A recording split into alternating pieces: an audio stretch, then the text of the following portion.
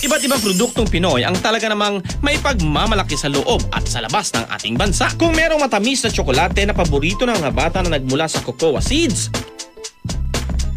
meron ding kape na kakaiba ang lasa at nagmula pa sa mismong dumi ng hayop. Dumi ng hayop? Tama ba yung narinig ko, Pekto? May tama ako dyan, Maribel. Alam mo ba na ito ay tinatawag na Alamid Coffee? Dito sa Alfonso, Cavite, matatagpuan natin ang reyna ng pag-aalaga ng civet cat o ang tinatawag na Alamid. Siya ay walang iba kundi si Adelfa Nuestro, ang Alamid friendly at always on the go sa paggawa ng masarap na kape. Dati kasi nag-breed din ako ng Alamid. So itinigil ko yun nung nakarami na ako, nagkaroon ako ng bali 10 Alamid. Tapos sa isang bisis, ako ay naka-attend ng seminar. Tuka ko ang aking tinatapak-tapakan lang noong araw habang ako'y nangangape. Kaya nung ako'y makauwi dito sa amin mula sa seminar, kinabukasan, ginawa ko yung nanlimot ng Coffee Alamid. Ate Adelfa, hindi ka ba nahihirapan sa ginagawa niyo? Medyo mabusisi ang proseso sa paggawa ng Alamid na coffee na yan, ha? Hindi naman gaanong mahirap siya. Kasi sa umaga, lilinisin mo lang yun. Kukuhanin mo lalo na may mga pupo sila. Kukunin mo ang mga pupo nila. Then, isi-segregate mo sila. Talagang delikado ang mag-alaga ng Alamid. Kasi sa pagpapakain nga, minsan pag hindi mo sila hindi mo na tsimpuhan ang pagbibigay mo ng pagkain, talagang kakagatin ka. Tanging manghinog na coffee beans at ibang prutas lamang kinakain sa wilderness ng mga Alamid. Kasabay ng inilalabas nilang pupo ang mga undigested coffee beans. Pinupulot ang mga ito at hinuhugasang mabuti pagkatapos ay sinasangag at pinipino upang maging Alamid coffee. Ang natural reaction ng coffee beans at gastric juices sa loob ng tiyan ng civet cat ang responsable sa unique taste ng kaping ito. 7 taon na ang nakaraan nang yumao na ang asawa ni Ate Adelfa. Siya na lamang ngayon ang patuloy na nagtataguyod sa kanyang 4 na anak na sina Efren, Venus, Alex at Isabel. Kahit ang iba sa mga ito ay may pamilya na.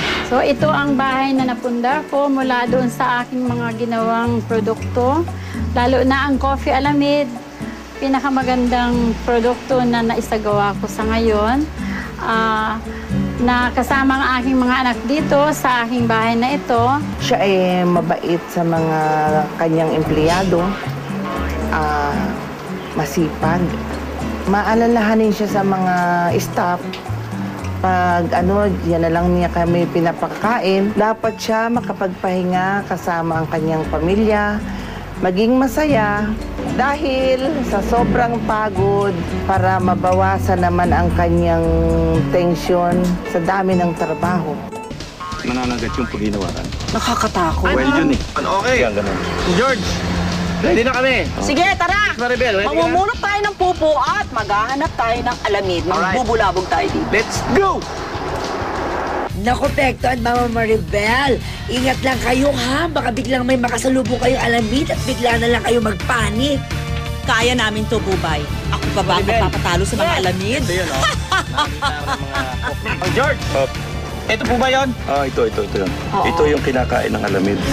Pag ito yung nakain na ng Alamid, dito sila sa ganito pumupupo. Ayan! Meron! Ayan, my God! Tangkitin mo! Ikaw na! Ikaw na! Kaya mo yan! Ikaw ang lalaki, Pekto. Baka masapa eh!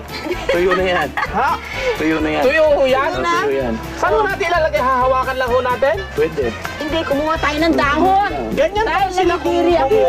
Pwede yan. Hindi pwede po daw. Ay, naku! Ayan, Tuyo na yan. sinabi ko sa inyo eh. Tinataranta mo Huwag kayong ano. Uy, alam mo ba? Mama Maribel, wag na mag-NRT.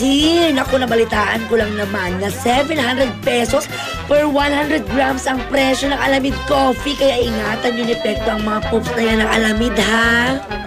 Ang dami! Oh, ayan oh. Presyong ginto eh. Oh, Ang dami? ang dami. Ang dami namang Alamid dito. Maribel. Uy, pwede na to. Pwede na ibenta to. Marami na to. Dami na ko. Ha? Ganyan, Mama Maribel. Go lang and make pulot the pupo of Alamids. Ano yun? Asan? Akala ko ano yan. Kakao